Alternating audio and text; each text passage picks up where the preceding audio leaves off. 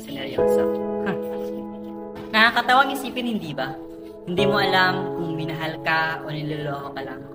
Mga taong baliw sa pag-ibig, maraming natatalo sa larangang ito. Nasunod ang puso, kinalimutan ng masamang epekto. Sayang, nagmahal pero sinaktan, nagloko pero sineryoso. Para sa mga taong minahal ng totoo, walang kahati dahil kontento, pero bakit nagawang magloko? Ninyo lang ba naisip kung anong nararamdaman ng taong niloloko niyo? Nakakalalakit ba't babae ang magloko? Nakakaastig ba ang saktan ng puso ng ibang tao? Marahil ang sagot nyo ay oo. Ngunit para sa aming tunay na nagmamahal, ito ay isang dalubyo na kailanman ay hindi namin makalimutan ang dulot nito. Ganito na lang ba ang papel namin dito sa mundo? Ang magmahal at masaktan sa maling tao. Para sa mga manloloko, ang iniisip lang ay paglaruan ng puso ng ibang tao. Isa lang ang masasabi ko sa inyo.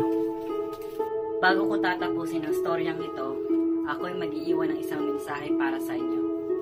Maaari bang magmahal na lang kayo? Huwag niyo nang saktan yung mga taong tunay na nagmamahal sa inyo. Yun lamang po at maraming salamat.